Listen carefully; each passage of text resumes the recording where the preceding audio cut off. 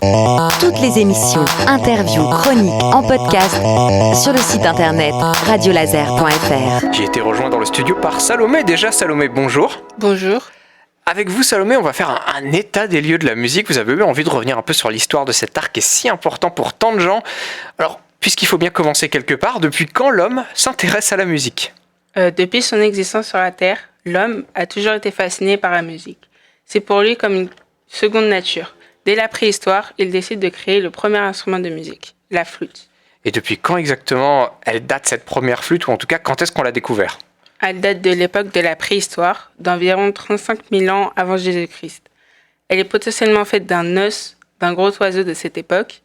La première découverte de cette flûte fut le 24 juin 2009 dans la grotte de Hohlfels par un groupe de chercheurs allemands dans la ville allemande de Schelkingen. Et alors, est-ce qu'on a une idée de comment la musique elle était vue à l'époque ? Par le passé, la musique était perçue de différentes manières en fonction des siècles.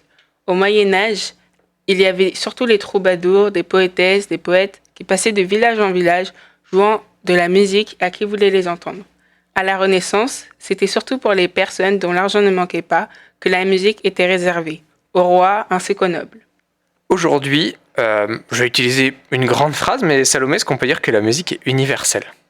Aujourd'hui, la musique est faite pour tout le monde, peu importe son statut social, ses origines, sa façon de penser ou encore son apparence. Et autre grande question, mais est-ce qu'on a une idée du nombre de styles musicaux qui existent ? Il en existe à peu près 650, comme le classique, le baroque, le jazz, le gospel, le rock, le funk, le rap, le reggae, le zouk, l'afro, le hip-hop, le R&B, la pop, donc la J-pop, la K-pop, la C-pop, et j'en passe. Ça fait vraiment beaucoup de choses à écouter. Alors à quel moment on peut considérer que la musique elle est devenue accessible et peut-être même transportable ? Il y a longtemps, la musique ne pouvait pas se transporter comme aujourd'hui. Le premier gramophone, appareil permettant de jouer mécaniquement un morceau de musique enregistré sur un disque phonographique en métal en cire, est né au 19e siècle. En 1948, le premier disque vinyle voit le jour.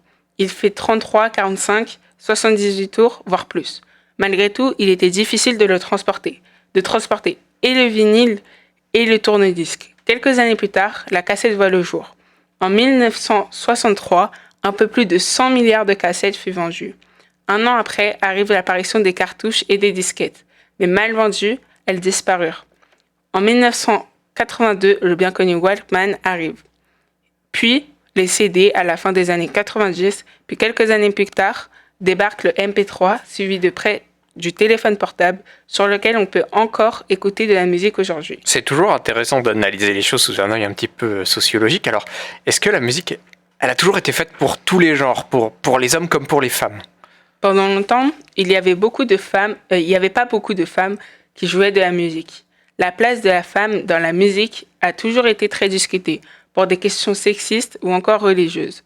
En France, la première chef d'orchestre, Jane Evrard, dirigea l'Orchestre féminin de Paris à partir de 1930. Même si les femmes de nos jours intègrent tous les courants musicaux, elles peuvent dans certains être moins représentées. Et alors on l'a dit, la musique elle a intégré notre quotidien. Quelle est la perception que les gens ont de la musique maintenant ?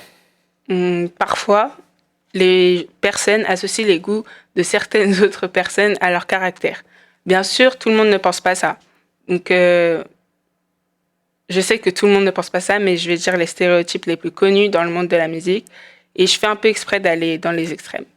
Donc, comme par exemple pour le rock ou le métal, les gens, pour la plupart, disent souvent c'est du bruit, des cris, ils sont sataniques, ils sont violents.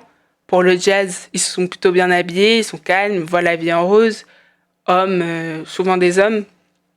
Pour le rap, ils ont la dizaine ou la vingtaine. Ils portent des vêtements assez larges, souvent drogués, fumeurs, casquettes à l'envers ou encore mal polis, portent de gros bijoux. Je préfère le répéter, mais tout le monde ne pense pas ça, et ce sont que des stéréotypes.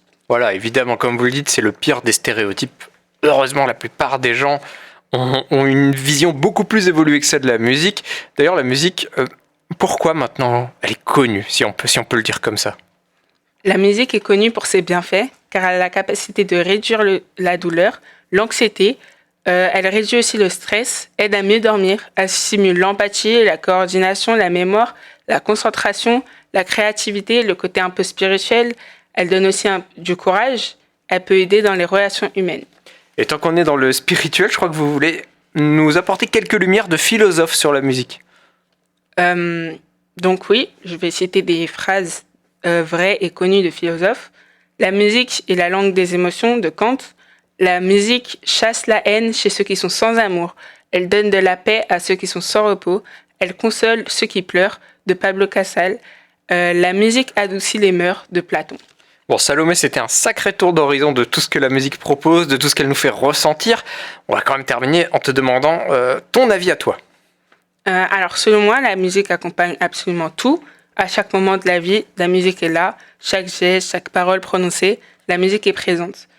Je pense que la musique est l'une des plus belles choses que l'homme ait découvert.